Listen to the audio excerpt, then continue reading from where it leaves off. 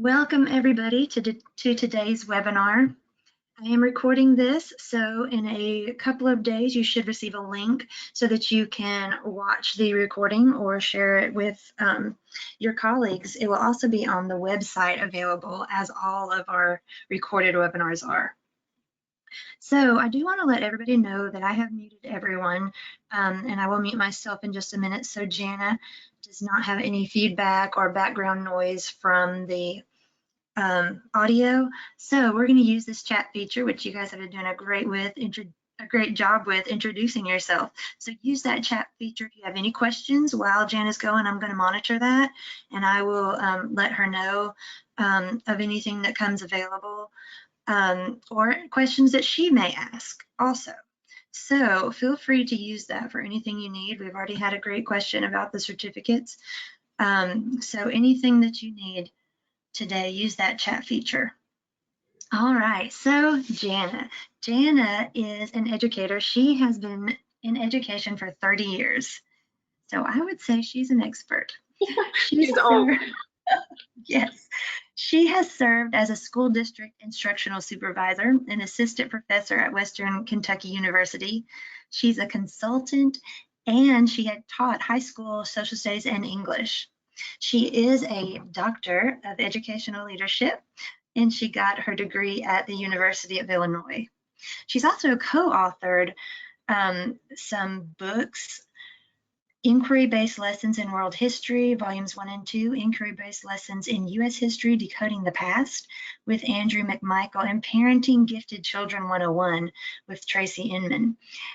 She provides consulting with social studies strategies and inquiry topics. So I am so excited to hear and learn from you. Remember, she said already, but just in case people have come in, that this is applicable to any age group, even though it says secondary. So Jana, I'm going to turn it over to you. Thanks, Melissa, and I'm excited to be with you and just thrilled that we have such a big crowd tonight. I know most of you are in very different teaching learning circumstances right now, so we're excited that you're joining us, and I'm excited to be with you. Let me tell you just a little bit about what our webinar is going to look like tonight. Because it was marketed for secondary, I put that in the title, but please know that all the strategies and all the questioning tips that we're going to do can be adapted to any grade level and honestly any content area. We're going to really focus on social studies, but know that what I'm going to do with you and the resources I'm going to share can be adapted to elementary, middle, high school, whatever grade level you teach. So please, as Melissa said, and you'll notice on the chat feature that both of us are as Pam. It's an exciting problem for Social Studies School Service to have so many people registered that we needed to use her logins instead of a different name. So Melissa may type as Pam, or I may type as Pam, or the real Pam, I think, is with us, and she may join in as well. But no, again, my name is Jana Kirshner. Melissa, thank you for that wonderful introduction. I'm a Kentucky retired educator that is doing social studies and inquiry consulting quite a bit, and I do some part-time work for Social Studies School Service. So if you have questions throughout the webinar, please feel free to type those. I'll tell you now, because I know if you're like me, when you're watching a webinar, sometimes you're multitasking, and that is great. I get it. We all have a busy life.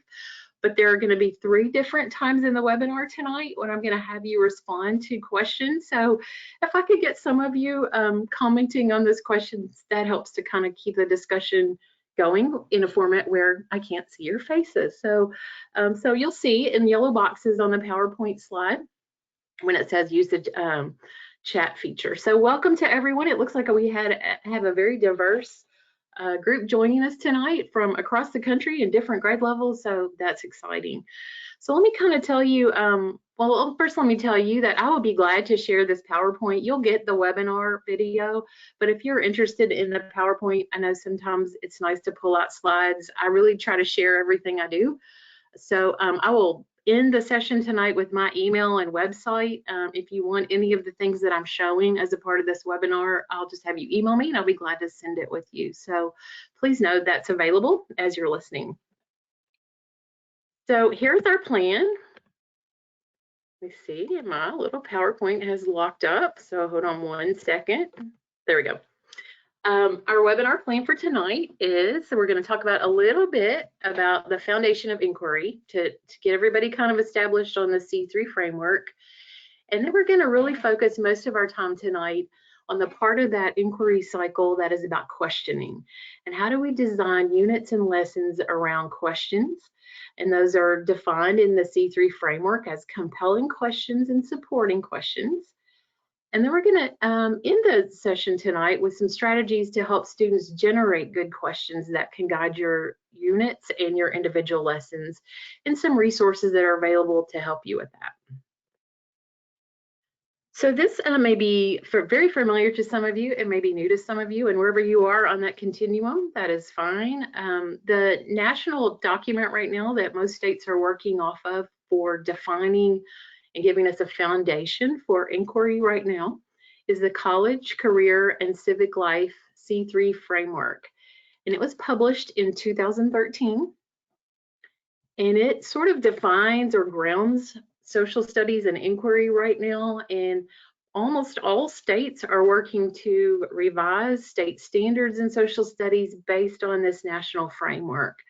So just a quick review, it is on the website. You can download it and read it in detail if you are interested, but just a quick review of the dimensions. So we're all kind of on the same page with that, is it is divided into 4 dimensions that are known as the inquiry cycle. And in each of those dimensions, you'll see there is a phase of skills, whether it's developing questions or evaluating evidence, that we want students to be able to do as they graduate out of our school systems and go out into the world. So let's briefly talk about those. Dimension 1 is developing questions and planning inquiries. So that's where we want to design units and lessons around inquiries. Those can be teacher-generated questions or student-generated questions, and we'll talk more about that as we go. Then we want to have students use their disciplinary tools, and C3 defines that as 4 areas: civics, economics, geography, and history, to be able to help answer those questions. And we also want them to be able to use evidence. We want them to evaluate sources. We want them to be able to develop claims that are backed by evidence. And then in dimension 4, we want them to be able to communicate those conclusions. And then we hope as we graduate these students out of our K-12 school systems that they're going to be responsible citizens who can understand the pandemic that's happening, or understand political parties and all sorts of things in the news, and be able to be responsible citizens. So that's sort of the taking informed action. So you'll see in the C3 framework sometimes some things about how do we make sure we are focusing on having students who can make decisions, take informed action, who can collaborate, come to consensus. And those are the kind of skills that are in that part. So that's our foundation. I want you to think, and I'm going to leave the screen up just for a minute and make sure you kind of have this. If that is what we want our goal to be for how we teach social studies, I want you to think for a second, and please use the chat feature here. If we are developing a C3 inquiry-based classroom, what would our students be doing or saying? So I'm going to be quiet just for a few minutes, and hopefully you'll give me some feedback to that. Whatever your grade level is that you teach, the question will still work.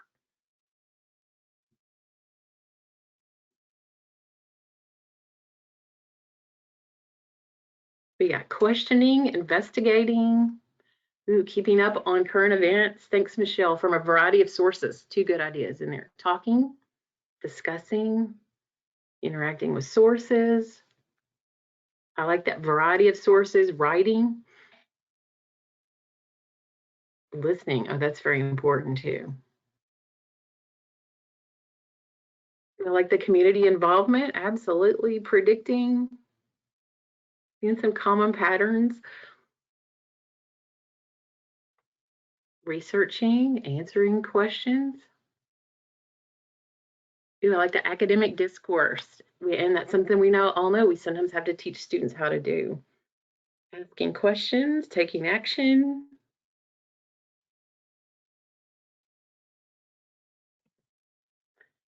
Okay, so several of you in your chat box, and feel free to keep those coming. Several of you in your chat box said asking questions or developing questions. I like that, developing solutions to real world problems. Well, what we're going to focus on now for a few minutes is the piece of that C3 framework. And I like that several of you pointed that out in your inquiry is kind of moment there, is compelling and supporting questions. And in the C3 framework, specifically defines compelling questions as this. Compelling questions are open-ended. So that wouldn't be something you could answer with a yes or no question, or if you did, you would have to back up your argument. So if you made an argument that took a yes or no position, you would have to support that with evidence. They focus on big ideas. Sometimes I call that the umbrella question for a unit. They're intellectually challenging, or I've heard Dr. Swan, who's one of the writers of the C3 framework, say they are meaty. They're intellectually or cognitively meaty. In other words, they have a lot of pieces and parts to them. They generate interest. They are capable of engaging students. They allow for multiple perspectives. So there's not just one right answer to a compelling question.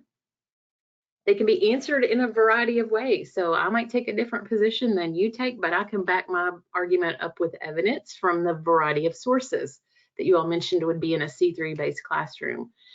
And then they also inspire investigation through the discipline strands. So it could be a big, broad topic that we look at sometimes with students, I would say, with our history hat on, or our geography hat on, or economics hat on, or our civics hat on, because we're going to explore these in a variety of ways. I like that, Michelle. Thank you. You can't be wrong as long as you have evidence to back it up. So compelling questions are big and broad, and they might guide several weeks of instruction. I think of those as the big sort of unit planning questions that that kind of guide where you're headed for the whole unit. They also lend themselves to an argumentative type of writing, because we want students to be able to make an argument with evidence from sources. So compelling questions lend themselves to that as an assessment. They do not. Sometimes it's helpful to understand what something is by understanding what it is not. They do not have clear answers. So if you can specifically answer a president's name, or the name of a battle, or the name of a mountain range, that is not a compelling question. They do not specifically tell what happened. They would not say that these are the 3 causes of something, or these are the 2 effects of something. So they do not have obvious answers. So as you think about compelling questions that are going to guide your instruction, then how can it be bigger and broader? That's got something that can have multiple responses to it. I want to show you next a couple of slides, and I'm aware that these have a lot on them, but it's one of my favorite books that I'm reading right now, so I made sure and put it on there, by Dr. Swan, Lee, and Grant, and it's called Inquiry Design Model, Building Inquiries in Social Studies. So I gave you the reference information and the page number that this is coming from, because we want to make sure and give them credit for their work. But I really like how they have broken down the types of compelling questions, and they give us 10 types that we can think about. So let me give you a heads up. In just a few minutes, we're going to practice writing one for something that you're teaching, even though I realize teaching right now looks really different than what it has looked in the past. But I want you to think about, as I go over these different types of compelling questions, think of something that you're going to teach with your students in the next few weeks. If it helps you to think of a year ago when all those little faces are sitting in front of you and you're teaching it that way, feel free to do that if that's helpful. But you're going to write a compelling question in a minute, and let me give you some overviews of what they can look like. So I'm going to give you 10 different examples that are all from this book that I really like. A compelling question could be what they call broad brush. And that is some big idea, and I won't read this word for word, a big idea like, what is justice? That we might explore through several weeks of case studies and court cases. It could be a case study kind of example, like for this one, did the printing press preserve the past, or did it invent the future? Notice how that question leads itself to an argument where students would take a position and defend it with evidence. They could be personalized for theirs. They gave an example, why do I have to be responsible? A few weeks ago, I worked with a kindergarten teacher to develop a unit on rules, And her compelling question is for kindergartners was simply, why do I need rules in my life? And they were going to explore rules in their classroom, rules in their school, then rules in their town and their state. But it was very much personalized to those little 6-year-old learners. A compelling question could be analytic. So analytic would be something that examines parts of an idea or phenomenon, like this example. Did industrialization make life better for everyone?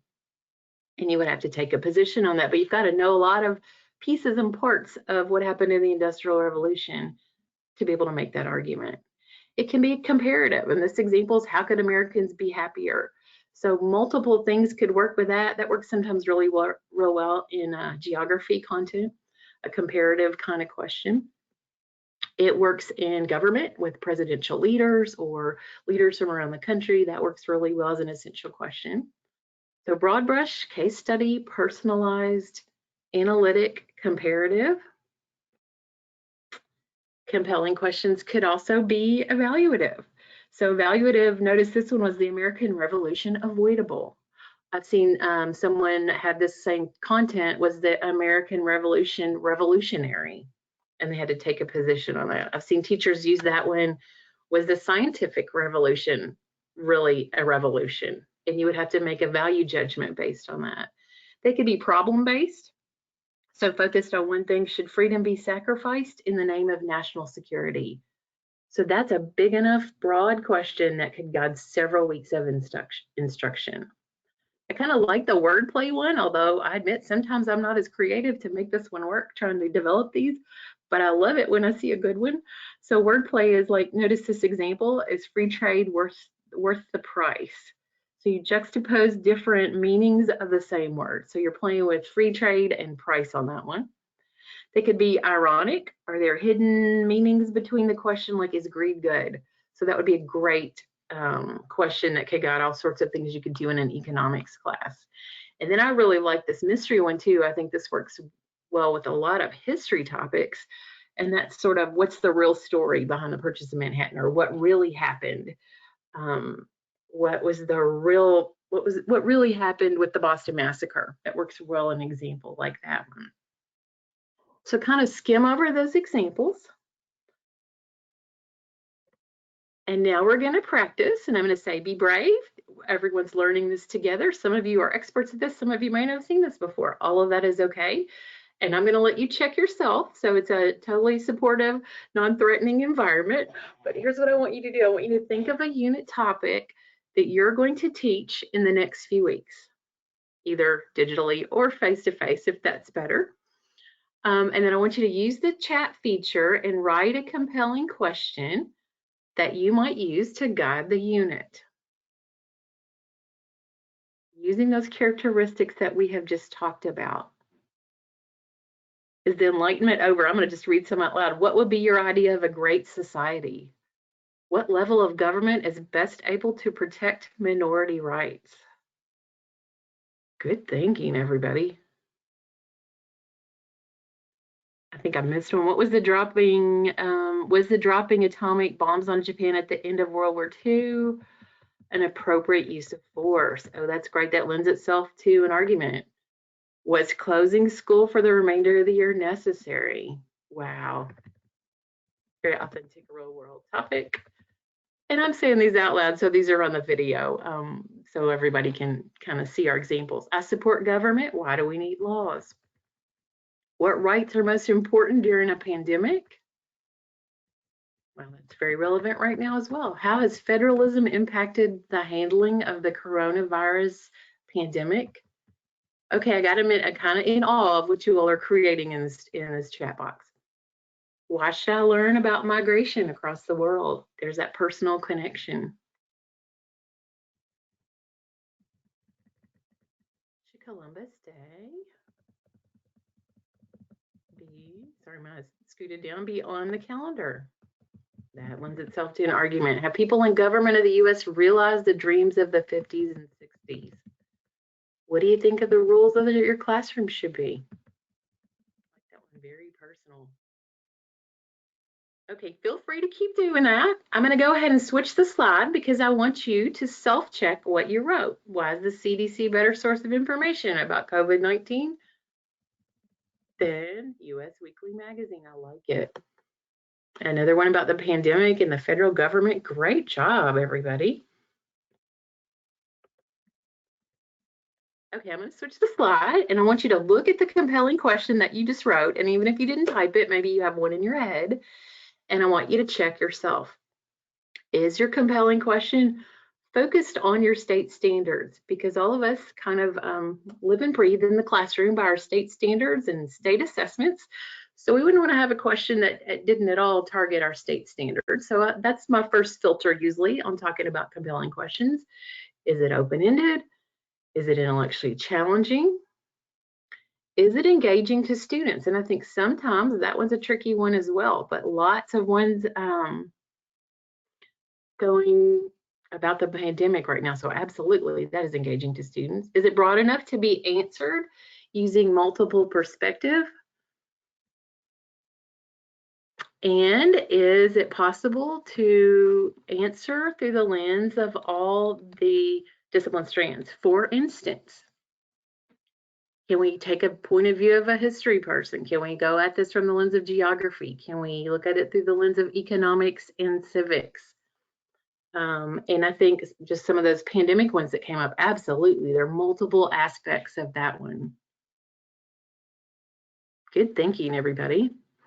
So then if we think, okay, we've got these big guiding questions to guide our unit, these compelling questions that are broad and engaging and have multiple parts, you know that it's challenging for students sometimes to be able to tackle that without breaking that down into smaller parts. And C3 defines those as supporting questions. So supporting question breaks down the compelling question into smaller, more manageable pieces that are more focused. A supporting question may guide one day's instruction instead of multiple weeks, or they could be answered through the disciplines, but today we might examine it from a history perspective. Tomorrow we might examine it from an economics perspective. They can be arranged chronologically. If you're studying history units, most everybody has those supporting questions arranged chronologically. If you're studying geography or economics or civics, maybe you arrange your supporting questions topically, and we look at different topics as examples to help us answer that compelling question, or even through each discipline strand. Or regionally, in geography, we might study a concept, but we might study it through multiple places or multiple time periods.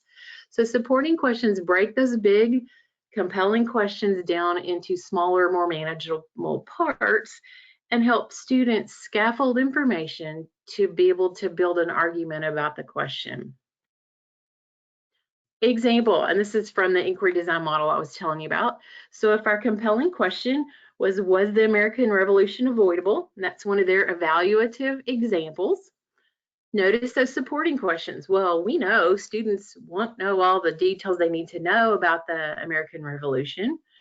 So let's break it down into smaller parts. We might have one day's lesson on the French and Indian War, and then we have another one on the British policies and how they angered the colonists. Then the next day might be how the colonists respond, and then how did they try to compromise over. So like I don't know if you have a week or 2 weeks or 3 days to teach this topic, but however you do that big topic can be broken down into smaller supporting questions. This is one of my favorite graphics is when I see it like stair steps.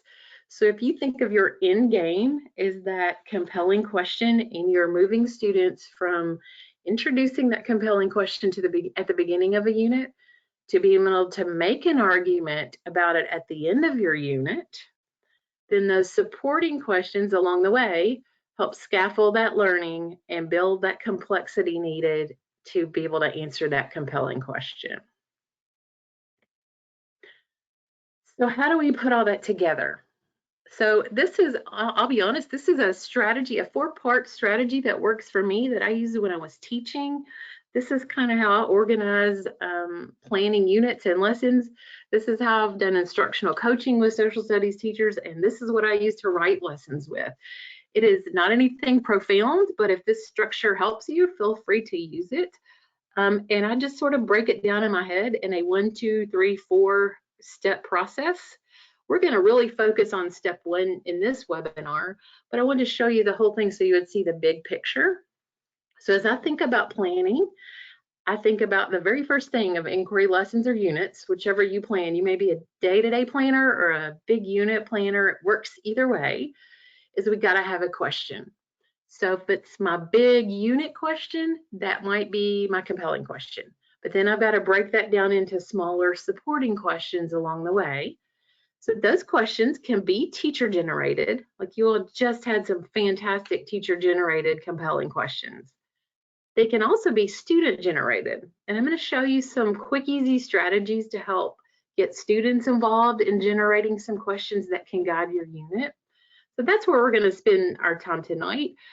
But notice the rest of the parts. So you start with a question, and then you've got to build an experience in this part where students can analyze sources. And you all said that in your question response about the C3 classroom.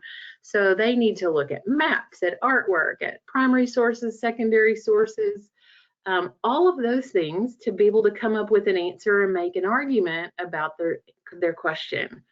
But we know as teachers, whether we're teaching elementary or high school seniors, that they don't automatically bring the skills to do that to classroom with them, so that we've got to teach them along the way. And that's why I always put step 3 over here on the side, because these two go hand in hand.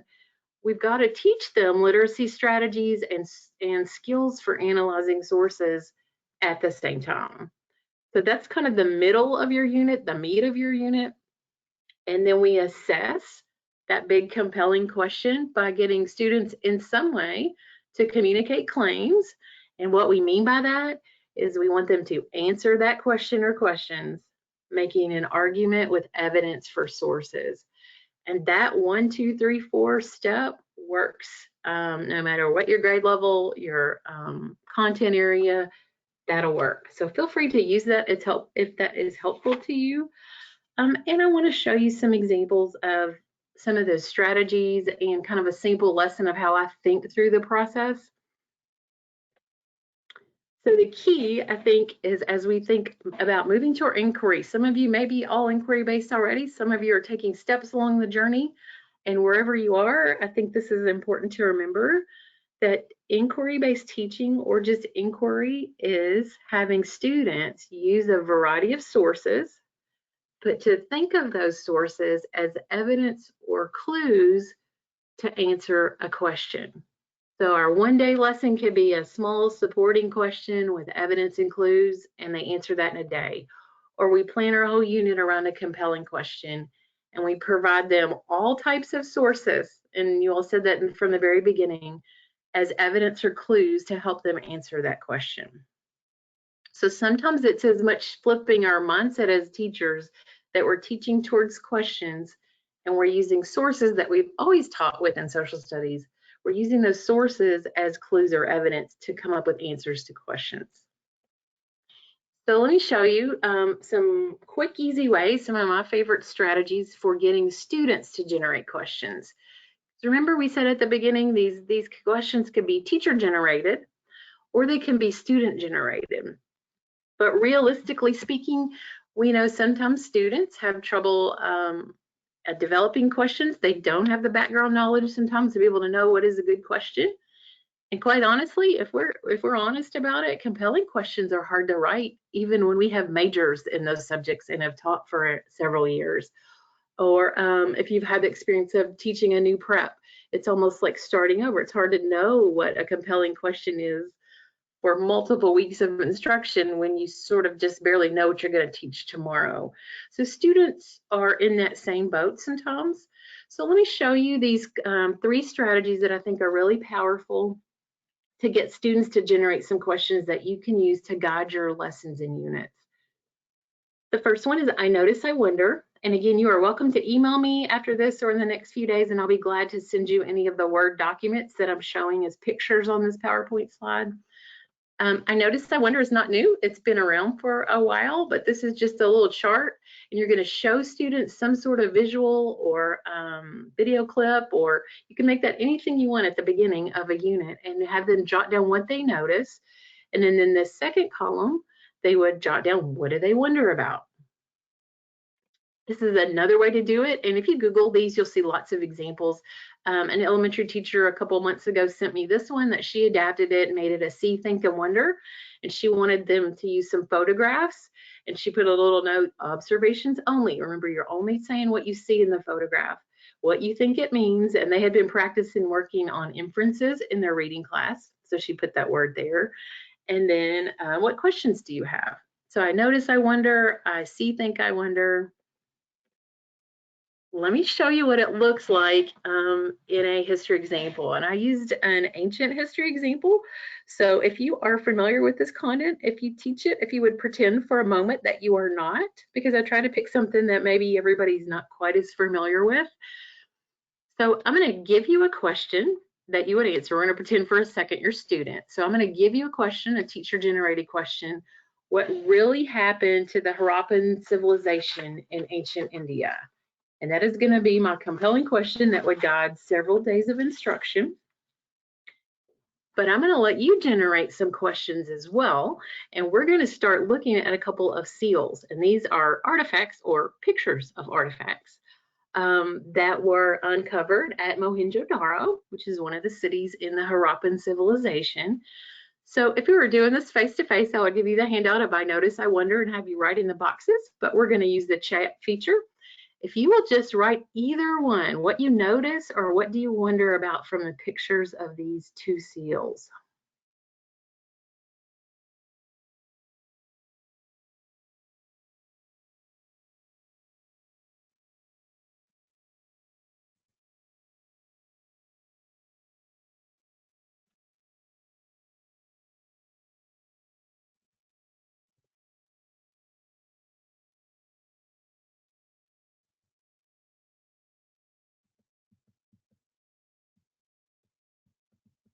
I see two seals. I see a form of writing on the top.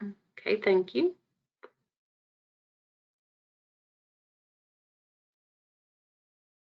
Seated human. Some form of writing, a horned animal. I wonder what the symbols represent. Good question. Two seals, a person, an animal. Ooh, writing. I wonder what the symbols mean. Did they worship cows or unicorns? Great questions. I'm going to keep us moving just for the sake of time, but you can see students could do a lot with that. And I'm doing this, I would do this cold with them where they didn't have any background information. I got human figure with razor arms. The kids will usually say it looks like he has fish bones, or she has fish bones for an arm. Is that a god? Is that a king? You could see you could do all kinds of things with this. So I would model this first, and I would say we're going to look at some clues to try to answer our question, what really happened to the Harappan civilization in ancient India. And I'm not going to lecture yet. I'm not going to have you read anything yet. We're going to build some questions together as a class. So when I typically do this, I do it as a gallery walk. And so I just put these images in here. If any of you teach this content, you're welcome to use them. And so I have them work with a partner, and they use their I notice, I wonder clue sheet, and they're writing down what they notice and all the images in the gallery walk and what questions they have about the Harappan civilization. So I'm just going to flip through these kind of quickly so you can see the kinds of things. And I got all these off the internet, so no magic source.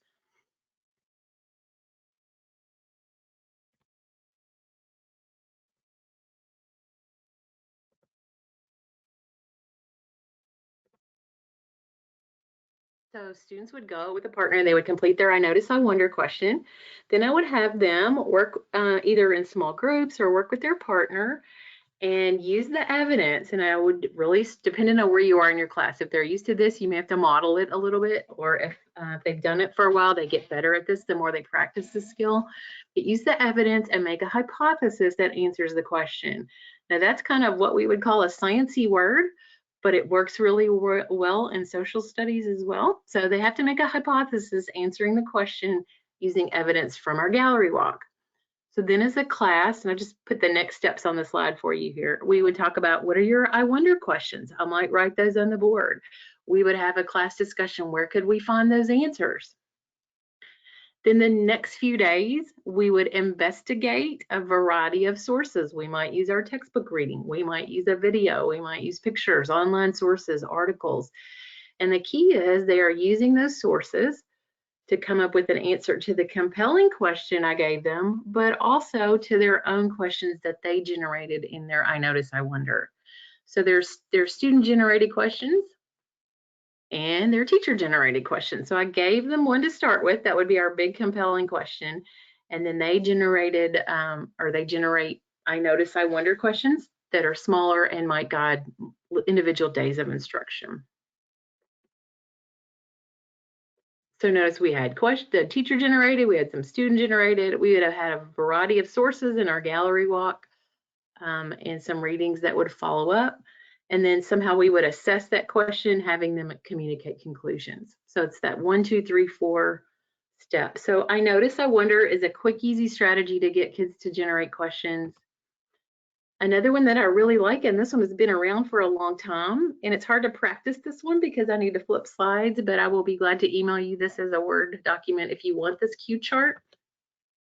But it's called a cue chart, which means question chart, and you give students a visual, and I'll show you some samples that I've used in some classrooms recently. But you give students the chart and they have to generate a question, and you can decide, you're the boss of the classroom, you can decide how many you want on each level. But I sometimes have them work in groups of 3 and have them write a question on each of the 4 levels. So let me show you how it works. I'm going to try to do it with my cursor. So for level 1, for instance, it would start with who, what, where, and when. And then we would come over, it's kind of like a grid, and we would pick up is, did, or can.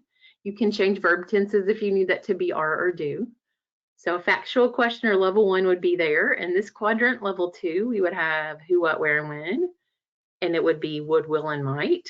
Level 3 would be why and how, is, did, and can. And level 4 is why and how with would, will, and might.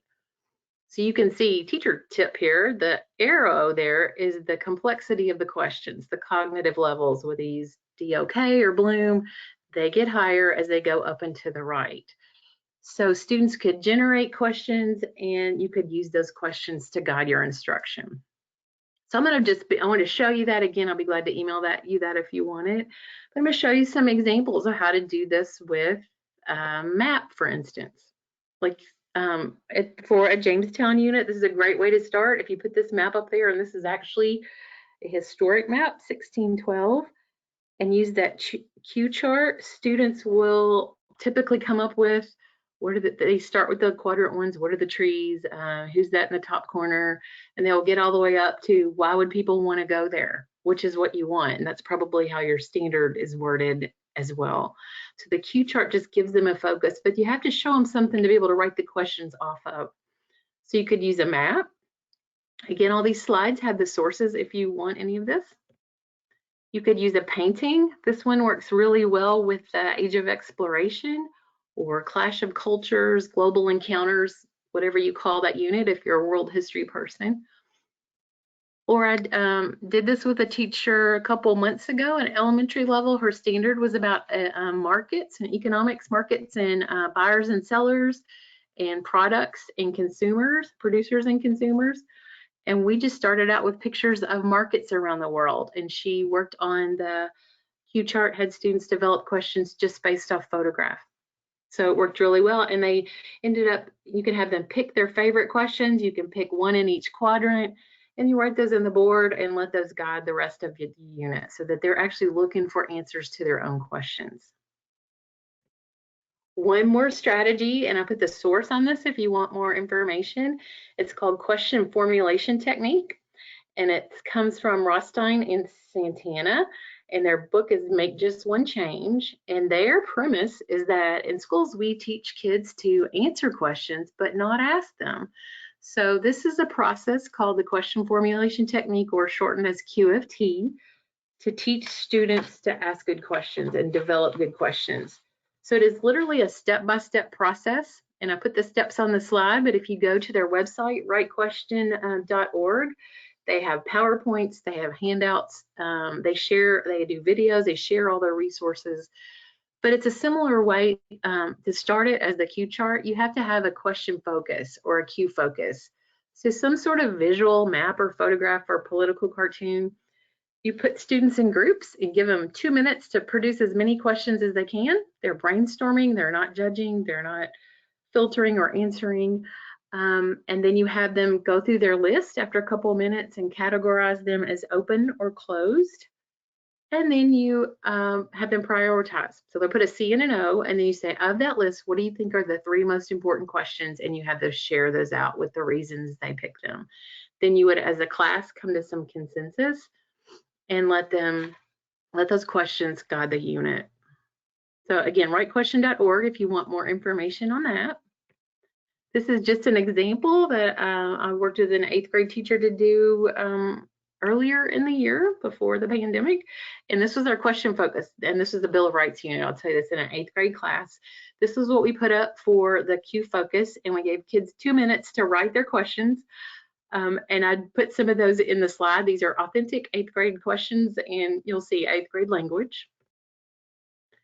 And so we put some so you could see what they look like. And he let the kids decide, what do we think are our best 2 questions that we want to explore as we study the Bill of Rights. And they picked, how is the Bill of Rights still a big deal in 2020? And you get that 8th grade language there. And then what rights do I have as an 8th grade student? And honestly, that would probably one that we would look at and say, I'm not sure that's a compelling question because we can answer that with simple answers. But he decided to go ahead and use it because it had that student engagement, and to answer that question would have multiple parts, because he was going to talk about rights as a citizen and then specifically rights as students, and are they different? So it had a lot of things in it. And so the class decided these would be their 2 questions that guided that Bill of Rights unit. Okay, so let's wrap up with some resources, and I'll just sort of do these quickly. And again, you can have this PowerPoint with these links. C3 Teachers is a website for teachers who are writing inquiry lessons and units across the country, and it is a clearinghouse. So if you are interested in seeing some examples that are already out there, it is free.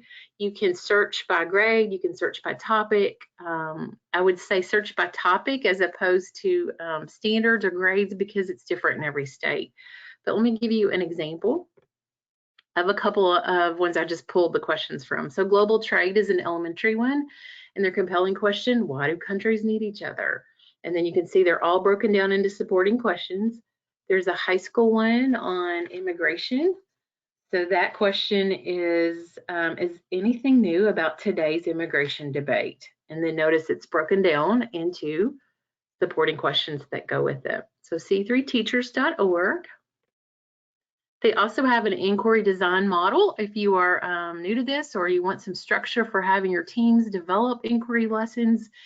This is one version. They have just recently added a more simplified version that you plan with the compelling question, and that you break your units into supporting questions, and then there's students make an argument at the end. So know that that's on that website as well. I have to tell you about Active Classroom with Social Studies School Service. If you are new to that or you're not familiar with that, know that it is one of my favorite resources. Social Studies School Service has developed Active Classroom. That's a digital platform with thousands of lessons in it. You can tell from a screenshot here, they are offering it free for the rest of the year. If you are interested in that, check out the website. That's heresocialstudies.com. But let me tell you why I like it for inquiry. There are several different series in it, and some of my favorites that already have the questions built in, and I think we're all about not having to reinvent if there's good stuff out there. They have Historian's Apprentice. Let me just flip through these. C3 Inquiry. It's a series of lessons on U.S. history and world history, and if you notice, they all start with a compelling question. The sources are already provided for you, and they end with the communicating results and taking action right out of that C3 framework that we started with. All of Active Classroom can be assigned digitally, or you can print those out in a normal face-to-face setting and use those with students. There's a Debating the Document series that has a question and the sources and a writing prompt at the end. I just pulled some examples and did some screenshots so you could see what's there. Historian's Apprentice, all those lessons start with a question with the PowerPoint, with interpreting primary sources checklist for students. Then they come with all the sources, primary and secondary, and they have DBQs for those of you that are familiar with that, ways to do debates. All of those are already built in on multiple topics for you. In a geography, I like some of the geography series in Active Classroom. It's not just teaching students to answer questions, but this particular series, How to Analyze Maps and Atlases, has lessons where you teach students to look at the visuals and develop their own question. So know that I wanted to end with that because I like it so much, and they are offering it free. So I hope that that's something that you can explore. Again, socialstudies.com, and you can email any of the folks there and they can help set that up as everyone is doing digital learning right now. So a lot of inquiry already built into that. Shameless self-promotion, I will call it what it is. My books are inquiry-based lessons in U.S. history, and they are for middle and high school, and they are U.S. history and world history. If you are interested in that, you can follow up and email me, and I put on there they're available at Social Studies School Surface, Proofrock, and Amazon, and they are all inquiry-based lessons using that 1, 2, 3, 4 step plan that I showed you. And then I'm going to end with my contact information.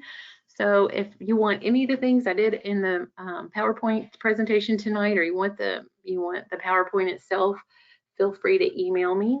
And you can contact me through that or through my website, either one. Thank you so much, Jana. That was fabulous.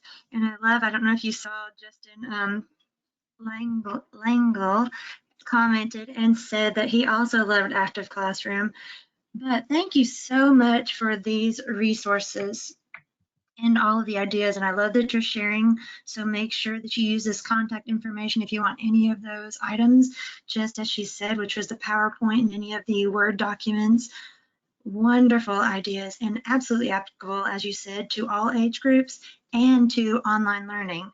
And Active Classroom specifically makes it so easy to complete online learning, as Justin said, and his kids love it, all caps, yay.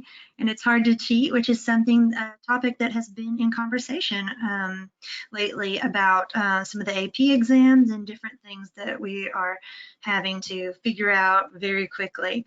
So, Jana, I really appreciate you being with us tonight. I appreciate everyone tonight for staying with us and for having such great discourse during the webinar. Lots of ideas were shared, and I hope that you got a lot out of it that you can use in your classroom or online classroom. So thank you everyone for coming. Remember, I have recorded this webinar, so in a couple days you will get that available to you.